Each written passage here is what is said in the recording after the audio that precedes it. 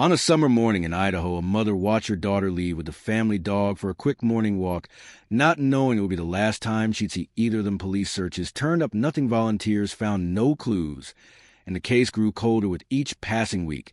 But then 12 months later, a hunter tracking elk with thermal imaging technology captures something on his drone, triggering a chain of events that would expose a nightmare beyond anyone's darkest imagination. The doorbell's sharp chime cut through the early morning quiet like a blade. Marissa Ewing wrapped her robe tighter around herself as she patted the front door, her bare feet cold against the hardwood. Through the peephole, she saw Detective Marcus Holbrook standing on her porch, his breath visible in the crisp Idaho air. Her heart immediately plummeted. In the year since Adrian had vanished, every unexpected visit from law enforcement carried the weight of potential finality. Detective Holbrook, she said as she opened the door, unable to keep the tremor from her voice. Have you found?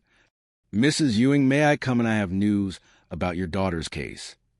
She stepped aside wordlessly, leading him to the living room where Adrienne's junior year school photo still held prominence on the mantel. The detective's expression was unreadable as he settled into the armchair across from her. Early this morning, we received a call from a hunter named Dale Morrison. Detective Holbrook began pulling out his tablet. He was using a thermal drone to track elk migration patterns in the Kirtland National Forest. With his equipment picked up an unusual heat signature. Marissa's hands clenched in her lap. What kind of heat signature? At first, Mr. Morrison thought it was a coyote. The thermal imaging showed a medium-sized animal tied to a tree deep in the forest. But when he maneuvered the drone closer for a better look, the detective turned the tablet toward her, showing grainy thermal footage. The body shape and size were clearly that of a domestic dog, a golden retriever. To be specific, the world tilted. Marissa gripped the arm of the couch. Buddy, we believe.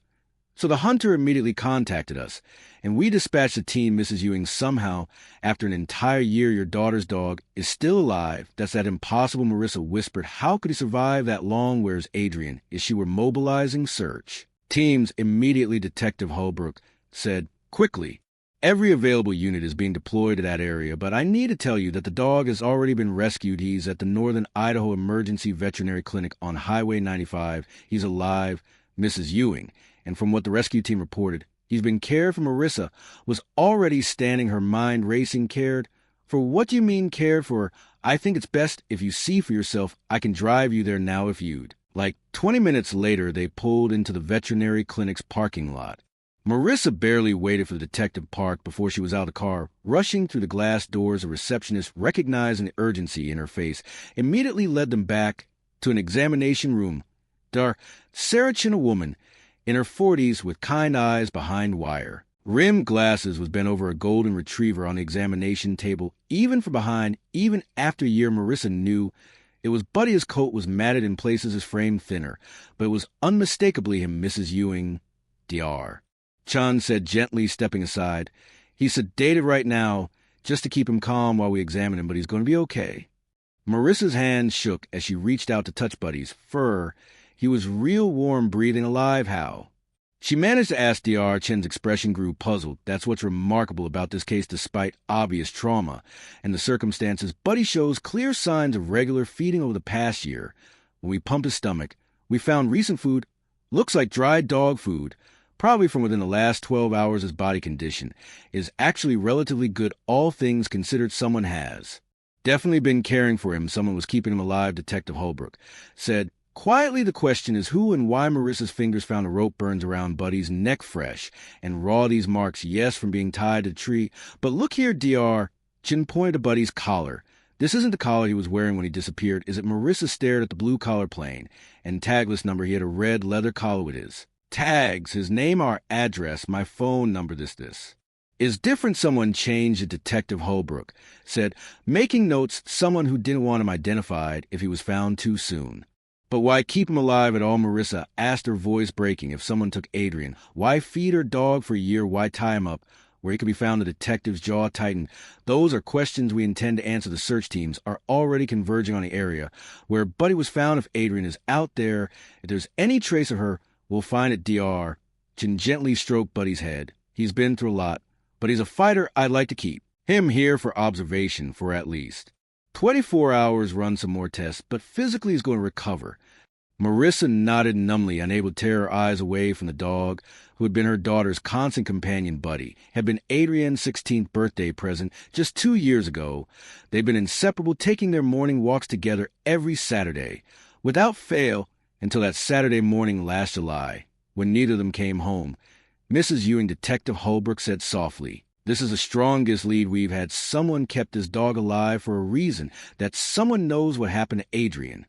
As Marissa stood in that sterile examination room, watching Buddy's chest rise and fall with each sedated breath, she felt something she hadn't allowed herself to feel in months: hope, terrible, fragile hope, that somewhere out there someone had kept her daughter as alive as they'd kept her dog. The phone rang just as Marissa was getting home from the veterinary clinic. She'd spent the last hours sitting with Buddy, watching his sedated form and trying to process the morning's revelations. Principal Janet Morrison's name appeared on the caller ID. "Marissa, I just heard the news from the police department." Principal Morrison's voice was breathless with urgency about Adrienne's dog being found. The entire Lakeland High School community wants to help. We're organizing volunteer search parties to sweep the forest area where the dog was discovered. We're hoping to find any trace of Adrienne. Janet, Marissa's voice caught. "Thank you. Several teachers are already on their way to your house to coordinate. We're not going to waste a moment. Adrienne is one of ours, and we're going to bring her home within 30 minutes. Marissa's quiet suburban home had transformed into a command center. Cars lined the street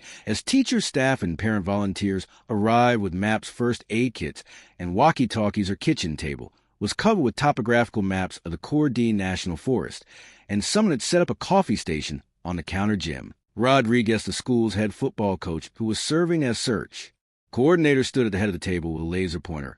"All right, everyone listen up. We're going to divide into teams of 6. Each team will be assigned a grid section radiating out from where Buddy was found." He pointed to a red X on the map. "This is approximately 15 miles northeast of town near Bunko Road.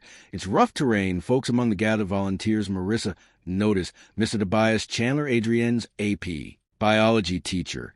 He stood slightly apart from the others, studying the maps with intense concentration. Unlike the other teachers who'd arrived in casual clothes suitable for hiking, Mr. Chandler wore technical gear that looked brand new: moisture wicking shirt, convertible pants, and high-end hiking boots. Mrs. Ewing, Mr. Chandler, approached her with a sympathetic expression. "I want you to know how deeply this has affected all of us at school. Adrienne is such a special student." "Thank you, Mr. Chandler. She always enjoyed your classes." Eyes brightened with something that might have been pride. "She's remarkably dedicated to her AP biology studies. I remember her staying after class just last year asking about the prerequisites for pre-med programs. She always wanted to make you proud." Marissa blinked, surprised by the specific memory. "She talked to you about pre-med?" "Oh, yes, quite frequently. She was particularly anxious about getting into University of Washington's program. Said it was her dream school, but she worried her grades might not be competitive enough. I assured her that with her work ethic and natural intelligence, she had nothing to worry about." He paused, his expression growing more intense. "She mentioned feeling pressure to succeed, especially after your family's recent changes." A reference to her divorce made Marissa stiffen slightly. She didn't recall Adrienne being that open with her teachers about personal matters. "I'd like to volunteer to lead search team C." Mr. Chandler announced in the room, pulling out a handheld GPS unit from his backpack. "I'll take the Eastern Quadrant. I've been researching search and rescue protocols extensively overnight, and I brought emergency supplies, flares, emergency blankets, water purification tablets." Coach Rodriguez looked impressed. "That's thorough preparation to bias. We appreciate the initiative." Mr. Chandler spread out a detailed topographical map. He'd apparently printed himself with elevations and trail markers. Highlighted the eastern section has several ravines and dense undergrowth. It requires someone with hiking experience to navigate safely. "Where would you like me?" Marissa asked, moving closer to the table. Mr. Chandler looked up quickly. "Oh, I think you should join Team A heading north, Mrs. Ewing. That terrain is more manageable, mostly established trails. The eastern route, where I'll be going, is quite challenging: steep grades, loose rocks. We wouldn't want you getting injured. When Adrienne needs you to be strong." Something about the way he steered her away from a search area made Marissa pause, but Coach Rodriguez was already nodding in agreement. "He's right, team. We'll cover the northern section. That's where the old logging roads are easier terrain." As the teams formed up and prepared to depart, Marissa watched Mr. Chandler efficiently organize his team, distributing supplies, and giving what sounded like a practice safety briefing for a high school science teacher. He seemed remarkably prepared for this exact scenario, as if he'd been planning for it. we'll find her Mrs. Ewing," he said as he passed her on the way out, his hand briefly touching her shoulder. "I promise you will search every inch of that forest. Adrian deserves to come home." Before the search teams departed, there was a lull as volunteers gathered their gear and finalized transportation arrangements. Marissa found herself at the kitchen table with Mr. Chandler and a few other teachers, reviewing the search grid. One more time, the science teacher had pulled his chair close to hers, pointing out various landmarks on his detailed map. "You know, Mrs. Ewing," Mr. Chandler said, his voice taking on a confiding tone, "I've been thinking about all my conversations with Adrian over the past year.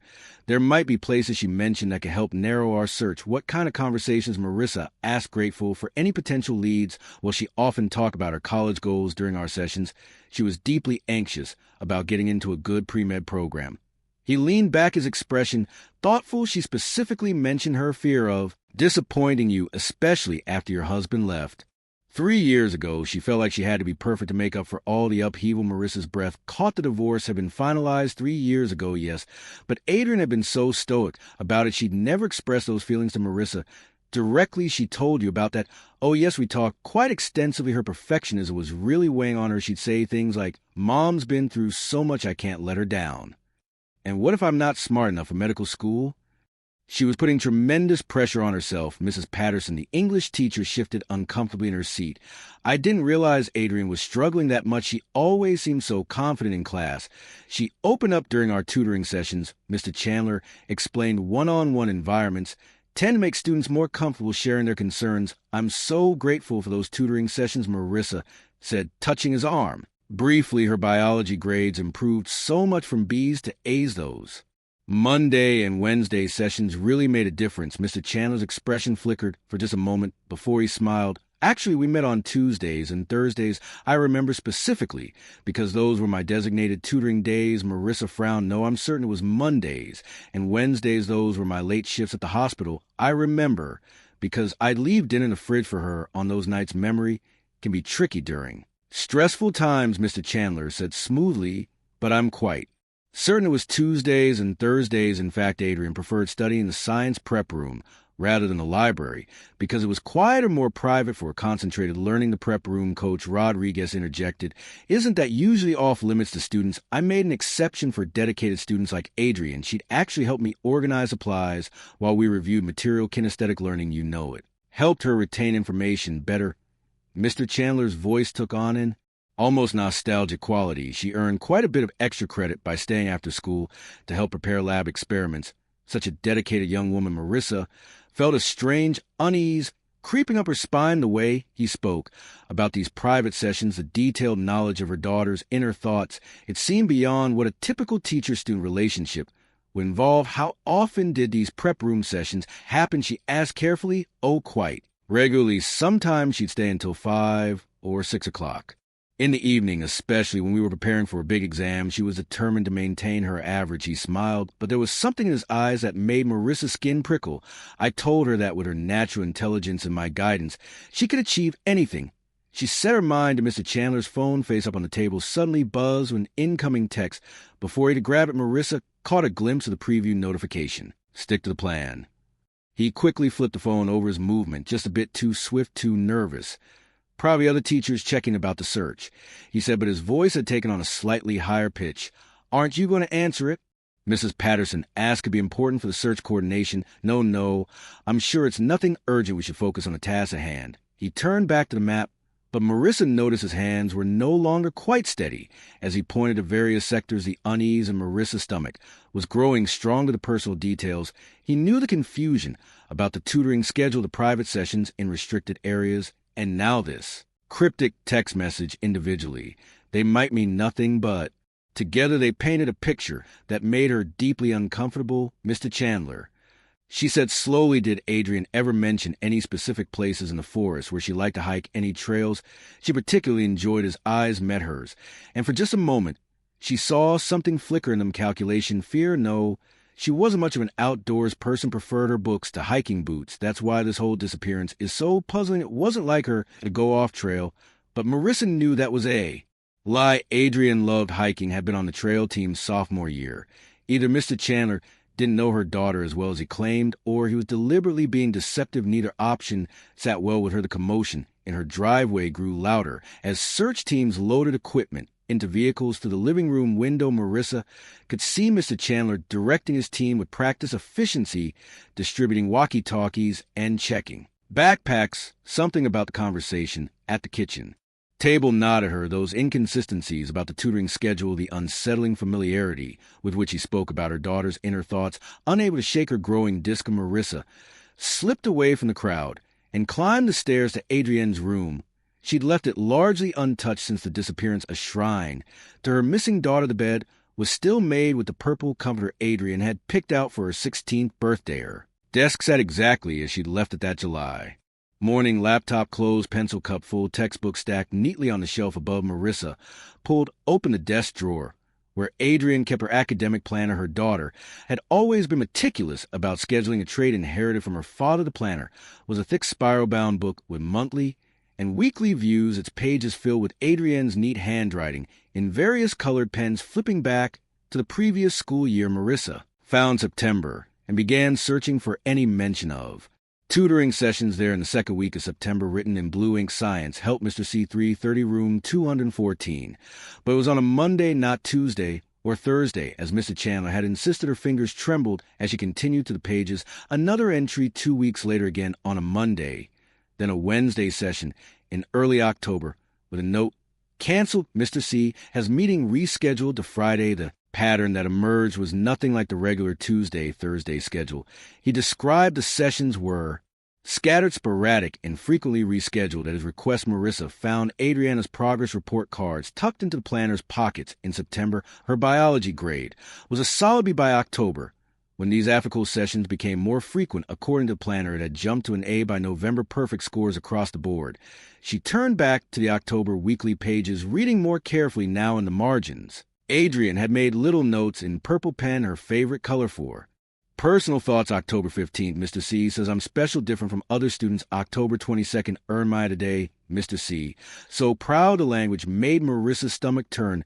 Earned. What did that mean moving into November?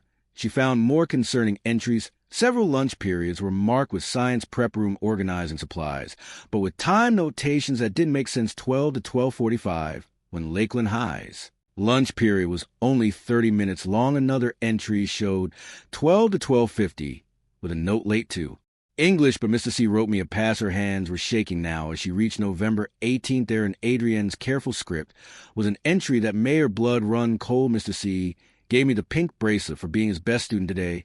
So pretty, he said, not a show, Mom, because other kids would be jealous and might say mean things. Our special secret, a bracelet. Marissa had never seen any pink bracelet. She frantically flipped through more pages, finding scattered references to gifts and privileges that seemed inappropriate. December 3rd, Mr. C let me use his personal laptop for research during lunch.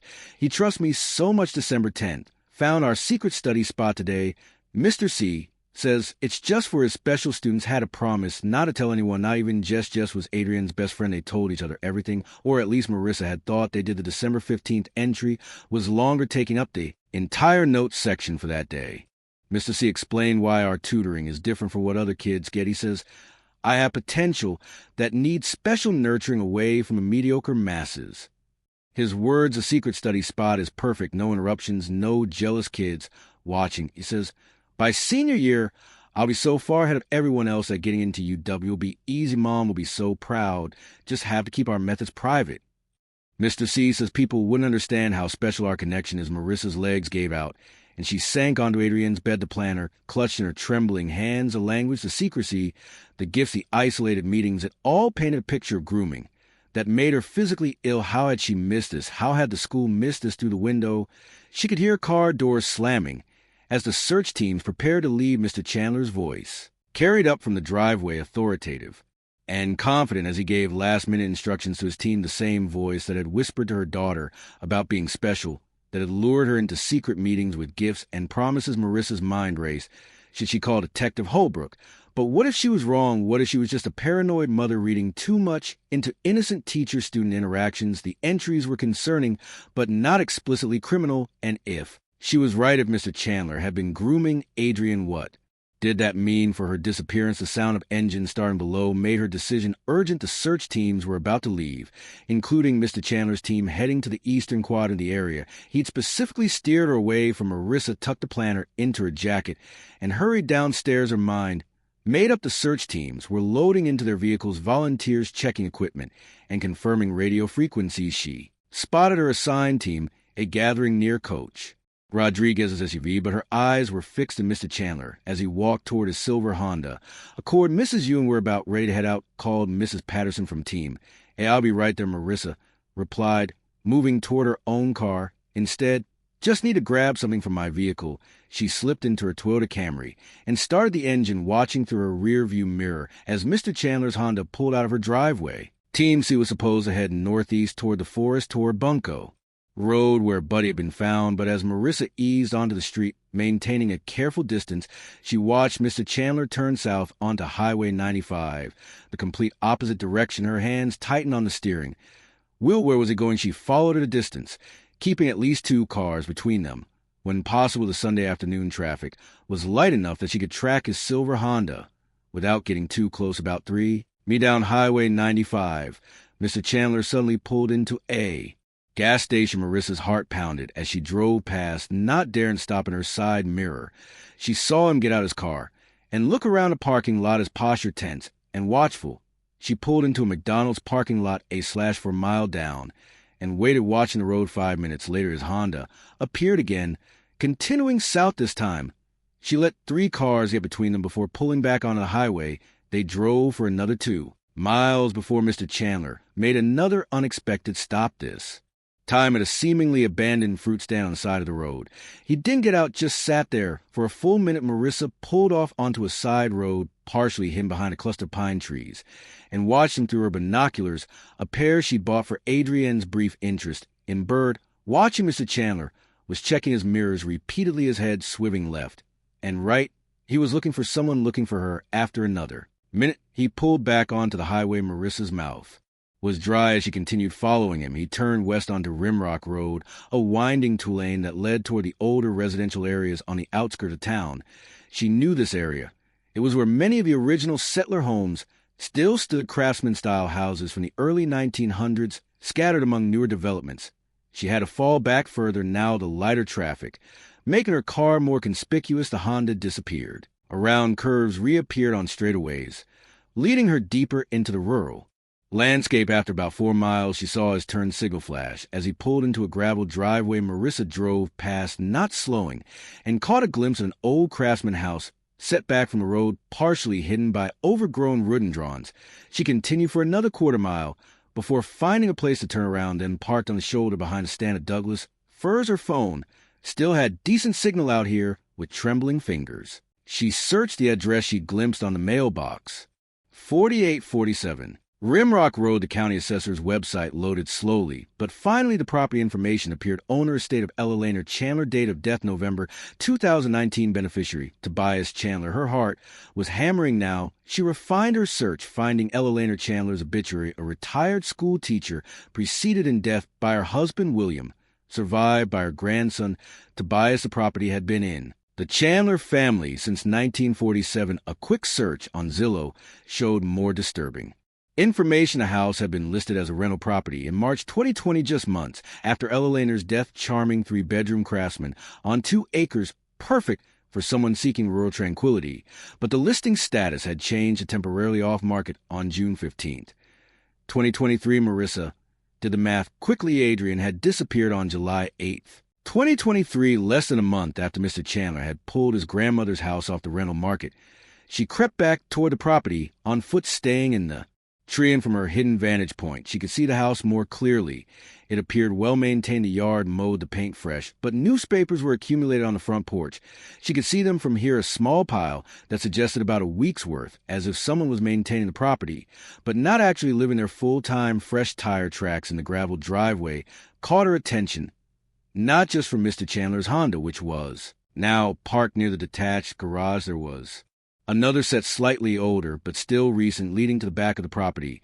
The house looked empty despite Mr. Chandler's presence, no lights on despite the cloudy afternoon, no movement in the windows.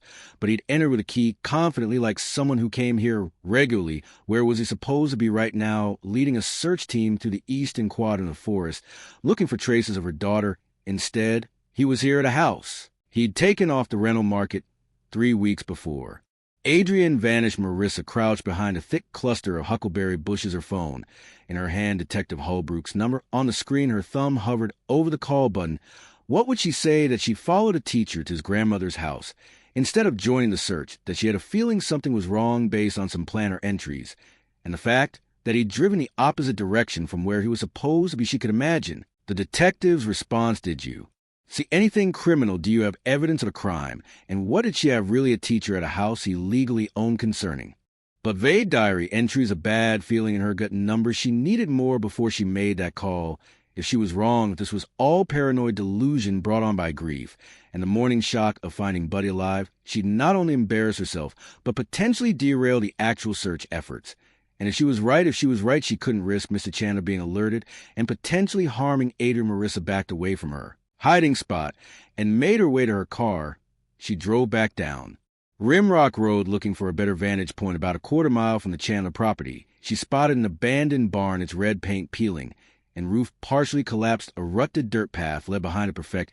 She parked her Camry behind the barn, hidden from the road, and began making her way back toward the house. On foot, the forest was thick here, Douglas firs and cedars creating a natural screen.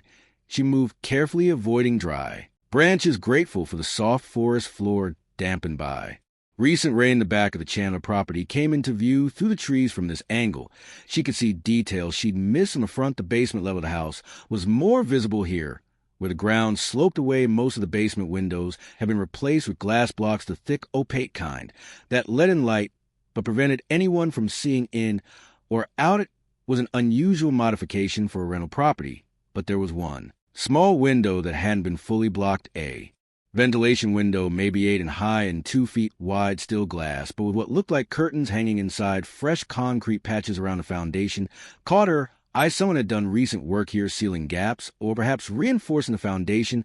The concrete looked maybe a few months old, its color still lighter than the original foundation. Marissa crept closer, using the overgrown rhododendrons as cover. Her heart was pounding so hard she was sure it could be heard from the house. When she reached the ventilation window, she had to crouch low. The window being only about a foot above ground level, there was a small gap where the curtains didn't quite meet. She pressed her face close to the glass, cupping her hands around her eyes to block the afternoon light. What she saw made her blood freeze. It was unmistakably a classroom setup, a whiteboard on the far wall, covered in writing, a desk with textbooks stacked neatly on its surface, and hanging on the back of the desk chair, Adrienne's purple backpack, the one with the small rip on the front pocket that she'd patched with a smiley face iron on, the one she'd taken with her on that last morning walk, because she planned to stop at the library after Marissa's vision blurred with tears.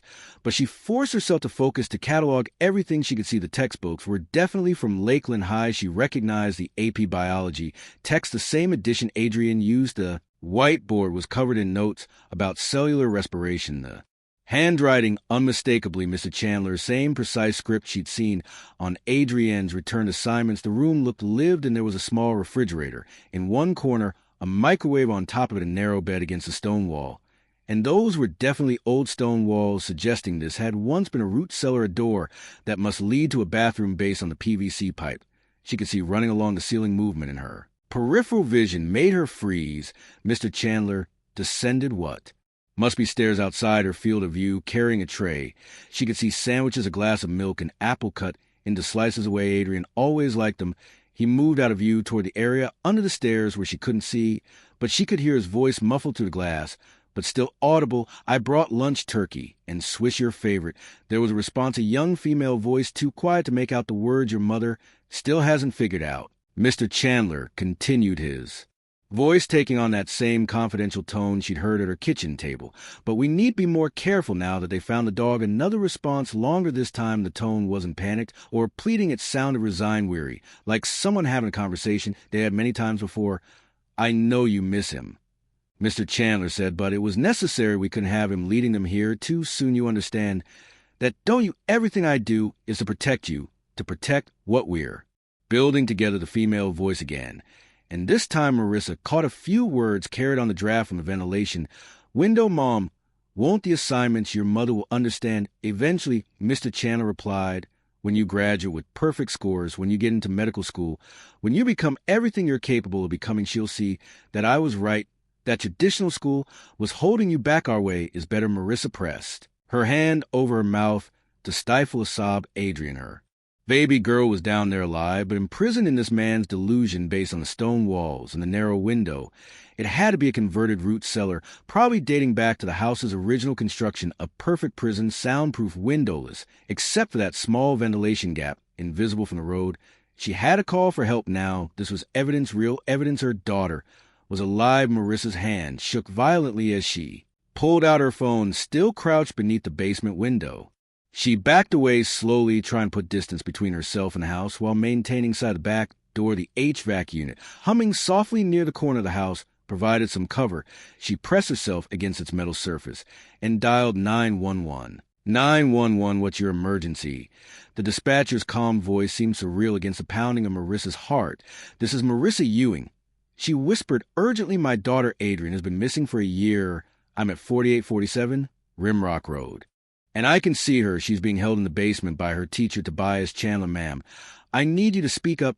"Did you say you can see your missing daughter?" The dispatcher, her name tag would later show Bethany Cole, was already typing alerting units. "Yes, she's in the basement.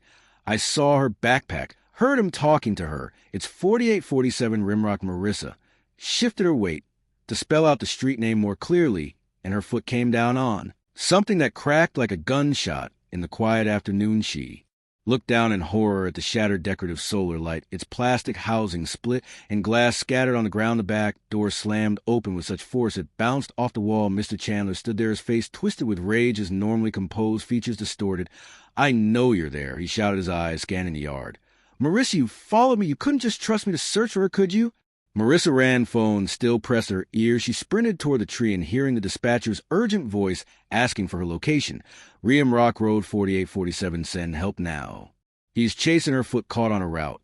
And she went down hard, the phone flying from her hand. She scrambled to grab it, but Mr. Chandler was already there, snatching it up with a wordless sound of fury. He hurled it against the brick siding of the house. The phone exploded into pieces. "You don't understand," he shouted as Marissa regained her feet and ran. "You never understood what Adrian really needs, the pressure you put on her, the mediocre education. At that school, I'm protecting her from a world that doesn't appreciate gifted students like her." Marissa crashed through the underbrush, branches tearing at her clothes and skin. She could hear him behind her, his new hiking boots crushing through the forest debris. Her car. She had to reach her car. She was dying inside. His voice was getting closer, drowning in busy work and standardized tests. When she could be truly learning, I gave her what you couldn't, individual attention, real education. A chance to reach her full potential. The abandoned barn came into view, and Marissa put on a burst of speed, her legs burning. She could see her Camry just 50 feet away, 40-30. She yanked the door open and threw herself inside, slamming the locks. Just as Mr. Chandler reached the vehicle, his fists pounded on the window. "She wants to be there. She's thriving. You'll destroy everything we built." Marissa started the engine and threw it in reverse, gravel spraying as she backed away from him. In her rear view mirror, she saw him running to his Honda. She spun the tires squealing as she headed for the main road. Her mind raced as fast as her car. The dispatcher had gotten the address. She'd said it twice, spelled Rimrock. That had to be enough. They would send units. They had as she careened onto Rimrock Road, taking the curves too fast in her mirrors. She could see the silver Honda pursuing Mr. Chandler, driving with the same terrifying intensity he'd shown in the yard at the intersection with Cedar Lane. She took a hard right tire, screaming. He followed. Closer now, a residential neighborhood opened up before her, and she went through it, running stop signs, praying no children were playing the streets. Left on Maple, right on 3rd, another left onto Pine. But he knew these roads, too, stayed with her. Through every turn, Highway 95 appeared ahead, and she merged into traffic.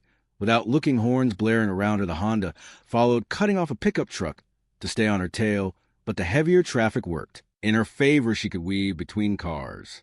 While he got stuck behind a slow-moving RV, by the time she reached the Walmart intersection, she'd lost sight of him. She pulled into the parking lot and drove to the far corner, parking between two large trucks, where her car wouldn't be easily visible from the road. Her whole body was shaking, adrenaline making her feel sick. She had no phone, no way to know if help was coming. All she could do was wait and pray that Bethany Cole had understood enough To send help 20 minutes later, Officer James Wright of the Katini County Sheriff's Department was the first to spot the silver Honda Accord returning to 4847. Rimrock Road 2 other units were already in position, having arrived minutes earlier to find the property seemingly empty. They'd been about to force entry. When the Honda appeared, Mr. Chandler saw the police cars too late. He tried to reverse, but Officer Wright's unit blocked him in within seconds. Officers had him out of the car, and in handcuffs his composed teacher persona finally completely shattered. "You don't understand," he screamed as they read him his rights. "She needs me, her education, her future. I'm the only one who truly understands her potential." The officers ignored his ravings as they searched the property. The main floor revealed nothing unusual, but in the basement, Deputy Sarah Martinez noticed something odd about the water heater closet. The heater itself was pushed strangely forward, and behind it got a door here. She called out it was cleverly concealed, painted to match the wall, with a sophisticated lock mechanism. Mr. Chandler's keys opened it, revealing a narrow hallway that led to another door, this one steel, with a deadbolt that, locked from the outside. Officer Wright opened it carefully, announcing himself Adrian. "This is a police. We're here to help you. The room beyond was exactly as Marissa had described, a converted root cellar turned into a bizarre classroom prison. And there, sitting at the desk with pencil in her hand, was Adrian Ewing. She looked up at the officers with hollow eyes, her face pale from a year. Without sunlight, she was thin, but not emaciated, dressed in clean clothes that looked too big for her frame. In her hand, she clutched a notebook filled with line after line of neat handwriting. "I need to finish this assignment," she said, her voice rusty from disuse. "Mr. C says I can't get into college if I don't maintain my perfect GPA. I have a test tomorrow on cellular mitosis." "Adrian, honey, you're safe now," Officer Wright said, gently moving slowly into the room. "Your mom sent us. You're going home." She looked confused, almost frightened. "But I have homework, 3 chapters to read, 2 lab reports too." "Right, Mr. C says if I fall behind, I'll never catch up. The other students are already so far ahead." Deputy Martinez had to blink back tears as she watched the 17-year-old girl clutch her notebook like a lifeline. Months of completed assignments visible in its pages, the desperate work of a child trying to earn her freedom through perfect grades, not understanding that no amount of A's would ever be enough for the man who'd stolen her life. "Will make sure your work is safe," Officer Wright promised, gently coaxing the notebook from her hands. "But right now, we need to get you to your mom. She's been looking for you for so long." The fluorescent lights at Sinai Health Hospital seemed too bright after the dimness of the root cellar. Adrian sat on the examination bed, her thin frame drowning in a hospital gown. While nurses drew blood and checked her vitals, she kept asking about her assignments, whether someone had brought her textbooks, if she could have just one pencil and paper to work on her calculus problems. In a conference room 3 floors down, Detective Marcus Holbrook sat across from Tobias Chandler. The science teacher's composed mask had finally completely crumbled. His hands were cuffed to the table, his shirt disheveled, his carefully styled hair now hanging limp across his forehead. "I want to explain," Chandler said, his voice taking on an almost pleading quality people won't understand. "But I need someone to know the truth." Detective Holbrook activated his recorder. "Go ahead, Mr. Chandler, tell me everything." "I noticed Adrian the first day she walked into my freshman biology class 3 years ago," Chandler began, his eyes distant with memory. "She wasn't like the other students. She had this hunger for approval, for perfection. Most kids her age are lazy, distracted, but Adrian, she hung on every word, took meticulous notes, always stayed after class with questions. When did your relationship become inappropriate?" Holbrook asked, keeping his voice neutral despite his disgust. "I prefer to think of it as when I recognized her true potential." Chandler corrected. Her parents had just divorced. She was struggling with feelings of abandonment, of not being good enough. Her grades were slipping B's in most subjects. She came to me almost in tears one day, worried about her GPA. He leaned forward, as if the detective might understand. "I saw an opportunity to help her. I told her about weighted grades, how it was special. Attention and additional assignments. I could ensure she got the A she needed. She was so grateful, so eager to prove herself worthy of that extra help. You use her grades as leverage." Holbrook stated flatly, "I provided incentive." Chandler insisted the lunch period session started. Innocently enough, she'd come to the science prep room, and we'd review material, but she was so responsive to praise, so desperate for validation. When I told her she was special, different from the others, she bloomed. Like a flower in sunlight. The detective's jaw tightened. "When did you first assault her?" Chandler's face darkened. "It wasn't assault, It was connection during our anatomy unit. I was explaining muscle groups, and I placed my hand on her shoulder to demonstrate she didn't pull away. If anything, she leaned into the touch. After that, the boundaries became more fluid, a hand on her back, while looking over her work, sitting closer than necessary, embracing her when she achieved perfect scores, and the kidnapping that was never the plan, Chandler said, agitation creeping into his voice. But in late June, during one of our sessions, Adrian mentioned her mother was considering a job in Spokane. They would move before her senior year. I couldn't let that happen. She was so close to perfection, to achieving everything we'd worked for. A move would destroy her progress, expose her to inferior teachers who wouldn't understand her needs. He described his preparations with disturbing pride. 3 months of work on his grandmother's root cellar, soundproofing the walls, installing a ventilation system that would keep air flowing without allowing sound to escape, a chemical toilet discreet enough to avoid suspicion, when purchase a mini fridge and microwave for basic needs, educational materials. To continue her studies, I told the neighbors I was renovating to rent a basement as a studio apartment. He continued, they never questioned it. Why would they? I was a respected teacher, improving a family property. The day she disappeared, Holbrook prompted. I knew her routine: Saturday morning walks with a dog on the Centennial Trail. Always the same route, same time. I intercepted her near the bridge where the trail is isolated. The chloroform was from old chemistry supplies the school was supposed to have destroyed years ago. She didn't suffer. When she woke up, she was safe in her new classroom. And the dog, a necessary misdirection. I'd scouted that location in the forest weeks before, remote enough that he wouldn't be found immediately, but eventually someone would discover him. It would focus the search far from the house. I went back periodically to feed him, keep him alive. A dead dog would end the search. A living dog would extend to keep hope alive while directing resources away from the truth. 2 floors up, forensic interviewer Dr. Patricia Vance sat with Adrian in a quiet room, designed to feel less clinical than the rest of the hospital. Marissa watched through one-way glass, tears streaming down her face as she listened to her daughter's flat, emotionless recitation. Mr. C explained everything that first day.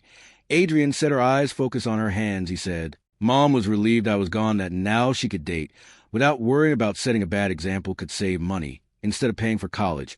He showed me a news article on his phone about runaways, said that's how I've been classified, not missing, just another teenage runaway. How did that make you feel? Dr. Vance asked gently. Hurt at first, but then grateful. Mr. C said he was the only one who truly cared about my education, my future.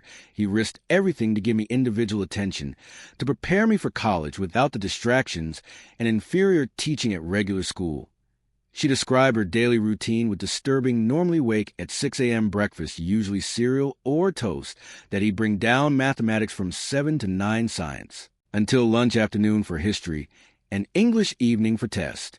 Prepping college essays, he'd grade everything, providing detailed feedback, praise for perfection, disappointment for anything less. He gave me rewards for good performance. Adrian continued. The pink bracelet when I maintained straight A's for a month, new books when I exceeded expectations, extra food variety for perfect test scores, screen time on his laptop for exceptional essays, always supervise a course. Did you ever try to leave DR? Vance asked. Adrian looked confused by the question. Where would I go? I was a runaway. Mom didn't want me back. I'd missed so much school. I'd never catch up. Mr. C was preparing me for success out there. She gestured vaguely. I'd just be another failure. Dr. Helena Morrison, the trauma specialist, explained to Marissa that Adrian had developed severe Stockholm Syndrome, a year of complete isolation, with only her captor for human contact, combined with a psychological manipulation, has fundamentally altered her perception of reality. She genuinely believes he was protecting her, that the outside world would reject her. When they finally allowed Marissa into the room, Adrian looked at her with eyes that seemed both young and impossibly old. Mom. Her voice was uncertain, as if she wasn't sure this was real. Oh, baby. Marissa sobbed, pulling her daughter into her arms. I never stopped looking, not for one day. I love you so much. Adrian was stiff in her embrace at first, then slowly, like ice melting, she began to soften. He said you were glad. She whispered that I was too much trouble, too expensive. Never. Marissa said fiercely, you are my whole world. Everything I did was to find you, bring you home. Detective Holbrook entered, quietly nodding to Dr. Vance. We found everything, he said softly. The pink bracelet, the completed assignments, the college essays. She wrote about why she was taking a gap year for independent study. The manipulation was comprehensive. Adrian pulled back from her mother's slightly anxiety. Creeping into her features my assignments. Did you save them? All that work. I need them for my transcripts. Her voice grew smaller, more frightened. Am I still going to get into college? Even though I miss a year of real school. Mr. C said the homeschool curriculum was better. But what if colleges don't accept it? What if I ruined everything? Marissa held her daughter tighter, feeling the fragile bones beneath her hands, understanding that the physical rescue was only the beginning. The girl in her arms believed her worth was measured in perfect grades, that love was conditional on academic achievement, that a year of captivity was preferable to the risk of educational mediocrity. Healing from that would take far longer than healing from the physical confinement. We'll figure out together, Marissa whispered, stroking Adrienne's lank hair. Whatever you need, however long it takes, you're safe now. That's all that matters. But even as she said, and she could feel her daughter's tension, the fear that safety might not be enough if it came without the perfect GPA that had become her entire identity in that basement prison.